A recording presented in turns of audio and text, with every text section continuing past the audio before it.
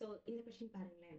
அவங்க என்ன கொடுத்துருக்காங்க அப்படின்னா, ஒரு தெருவில் உள்ள வீடுகளுக்கு 1 முதல் 49 வரை தொடர்ச்சியாக கதவிலக்கம் வழங்கப்பட்டுள்ளது. சரிங்களா? நம்பர்ஸ் கொடுத்துருக்காங்க. 1லேருந்து 49 வரைக்கும் நம்பர்ஸ் கொடுத்துருக்காங்க. இதுல செந்திலின் வீட்டிற்கு முன்னதாக உள்ள வீடுகளின் கதவிலக்கங்களின் கூட்டுத்தொகையானது சிஎஸ்என். ஓகேவா? செந்திலின் வீட்டிற்கு பின்னதாக உள்ள வீடுகளின் கதவிலக்கங்களின் கூட்டுத்தொகைக்கு சமம். ஸோ இதான் அவங்க கொடுத்துருக்கக்கூடிய டேட்டா. அதாவது என்னன்னா, இப்போ செந்திலோட வீடு நான் இங்கே போட்டுக்கிறேன். ஓகே, அவங்க நான் எக்ஸாக்டா நடுவுலலாம் சொல்லலாம். அவங்க ஏதோ ஒரு எண் இருக்கு. சரிங்களா? அப்ப செந்திலோட வீடு நான் எக்ஸ்ன்னு கொடுத்துக்கிட்டேன் அப்படின்னா, அவங்களுக்கு முன்னாடி இருக்கக்கூடிய வீடு x-1 இருக்கும். ஆமா தானே?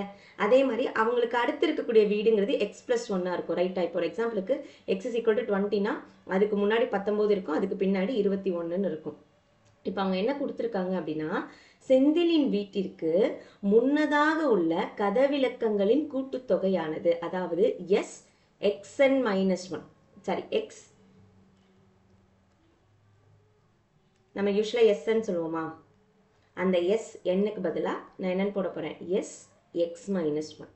இந்த மொத்த கூட்டுத்தொகை இருக்குல்ல, அது எதுக்கு சமமா இருக்கு அப்படின்னா, அந்த செந்திலோட வீட்டிற்கு பின்னதா இருக்கக்கூடிய, ஓகே, அடுத்து இங்க x+1ல இருந்து ஆரம்பிச்சு இந்த 49 வரைக்கும் இருக்குல்ல, இந்த இதுக்கு ஈக்குவலா இருக்கு அப்படின்னு சொல்லியிருக்காங்க. இதான் வந்து அவங்க கொடுத்துருக்கக்கூடிய டேட்டா.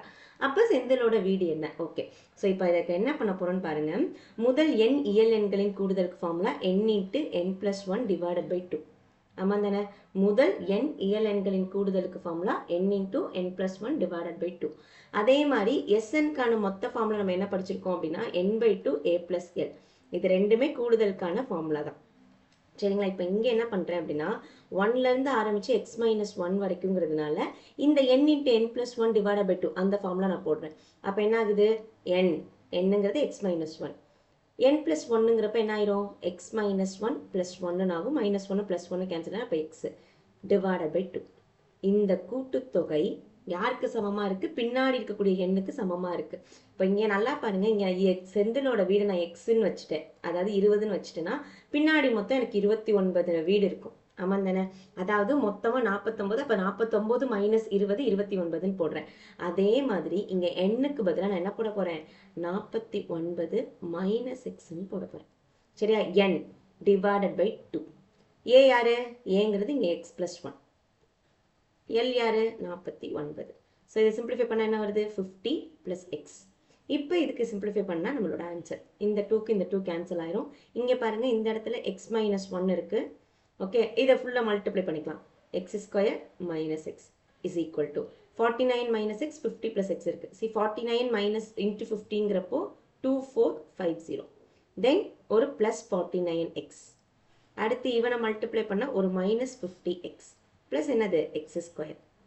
அப்போ இதை சிம்பிளிஃபை பண்ணோம்னா -x, இங்கேயும் -x, இங்கேயும் -x, அது ரெண்டும் கேன்சல் ஆயிரும்.